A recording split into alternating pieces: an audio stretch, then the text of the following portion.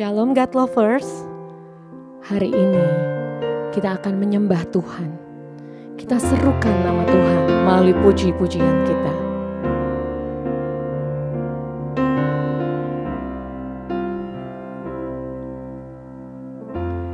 Bapa, Kau mendengar seruan hatiku, tak pernah Kau lepaskan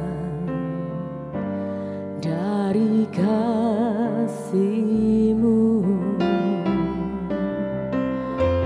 Lewat lembah gelap Kau temani aku,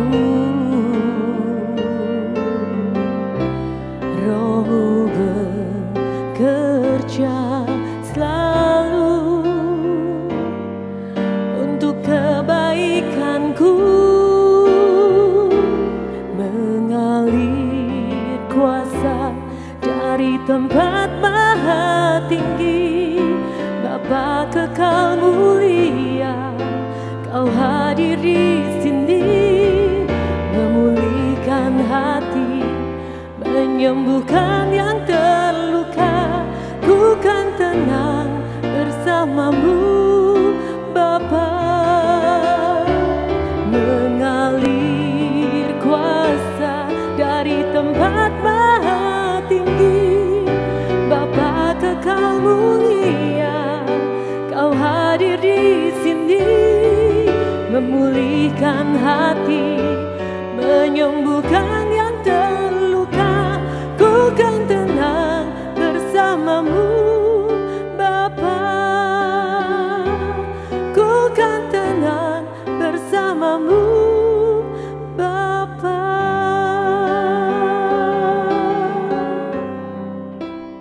Shalom God Lovers, bertemu kembali dalam program Word from Heaven.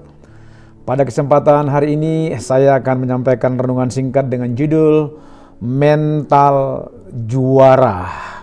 Di dalam Roma pasal 8 ayat 37, Alkitab berkata, "Tetapi dalam semuanya itu kita lebih daripada orang-orang yang menang oleh Dia yang telah mengasihi kita." Saudara-saudara, mau nggak mau, suka atau tidak suka, bahwa hari-hari kita itu seperti perlombaan, kata Alkitab, yang diwajibkan bagi kita, di mana kita tidak bisa mengelakkannya. Nah, kalau kita lihat orang yang sedang ada di lintasan lari, misalkan pelari 100 meter dan pelari maraton, itu sangat berbeda. Pelari 100 meter, dia akan ditentukan kemenangannya bagaimana dia startnya, lalu bagaimana dia cepatnya berlari. Namun kalau dia pelari maraton, katakanlah 42 km yang bisa ditempuh dengan jarak 2,5 jam, maka yang paling perlu bukan di startnya, tetapi bagaimana dalam perjalanannya dia bisa mengelola staminanya untuk masuk yang pertama sekali ke garis finish yang dia akan muncul sebagai pemenang. Nah, dalam hal rohani tentunya seperti itu juga, bahwa terkadang dalam perlombaan iman kita bisa menjadi kalah, bisa menjadi menang, dan sangat ditentukan bagaimana cara kita memandang. Dan seorang olahragawan tadi, dia memiliki mental juara ditentukan oleh banyak hal. Di antaranya dia memiliki latihan yang cukup. Secara rohani juga hal yang sama, bahwa latihan rohani kita kadang-kadang itulah yang Tuhan hadapkan dengan persoalan.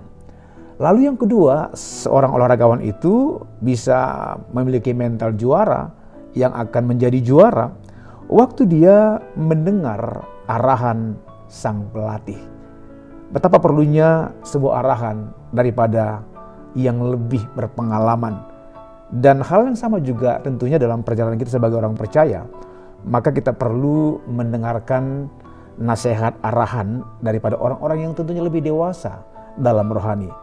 Dan yang ketiga, mereka akan memiliki mental juara, mereka itu bertanding untuk menang.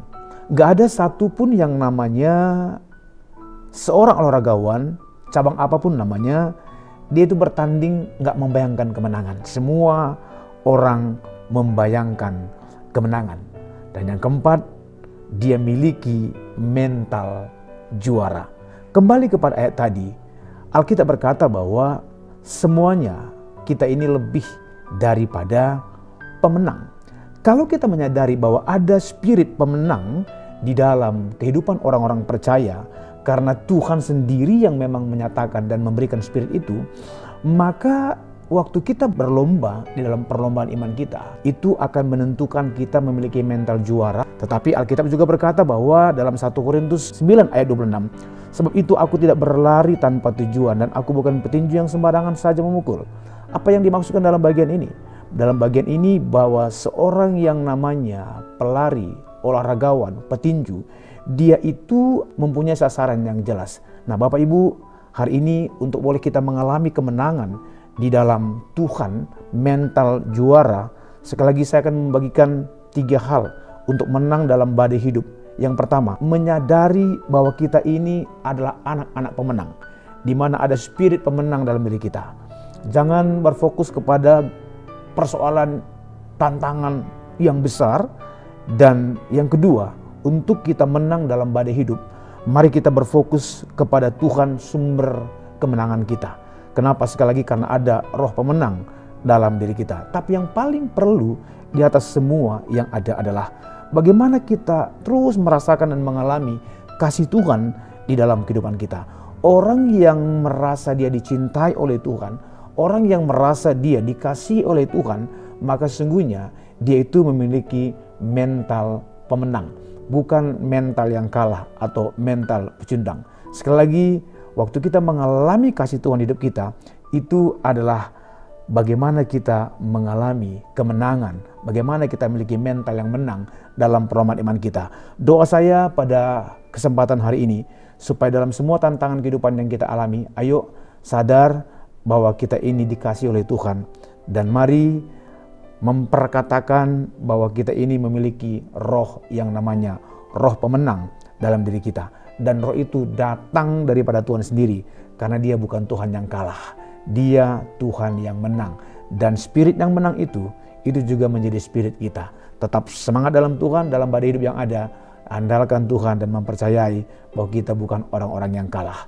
Mari kita berdoa. Bapa Surgawi, aku berdoa pada kesempatan pagi hari ini, semua kami yang hari ini mungkin mengalami badai kehidupan. Ingatkan dan sadarkan kami bahwa sungguhnya kami bukan orang-orang yang kalah. Bahkan di depan kami sudah ada jawaban, sudah ada jalan keluar. Karenanya ketika kami menyadari kami sangat dikasihi oleh Tuhan, maka itu menjadi modal bagi kami bahwa kami sedang diperhatikan oleh Tuhan, sedang disemangati oleh Tuhan. Kalau ada hari ini umatmu yang menyaksikan video ini, tayangan ini, mereka sedang mengalami satu beban, aku berdoa spirit kemenangan itu turun bagi mereka, sehingga mereka bukan menjadi orang yang kalah, bukan menjadi orang yang terpuruk, tapi menjadi orang yang menang di dalam perlombaan atau pertandingan iman mereka. Dan ketika kami dihadapkan dengan keadaan yang sukar sekalipun, kami berkata bahwa kami tidak menghadapinya dengan kekuatan kami sendiri, tapi menghadapinya dengan kekuatan yang Tuhan taruh di dalam setiap kami. Terima kasih. Mari meteraikan firman yang singkat pada pagi hari ini, karena kami adalah orang-orang yang lebih daripada pemenang. Dalam nama Yesus kami mengucap syukur, kami berdoa. Haleluya. Amin. God Lovers diharapkan membagikan link YouTube renungan ini kepada saudara, kerabat, dan teman. Terima kasih. Tuhan Yesus memberkati. Shalom.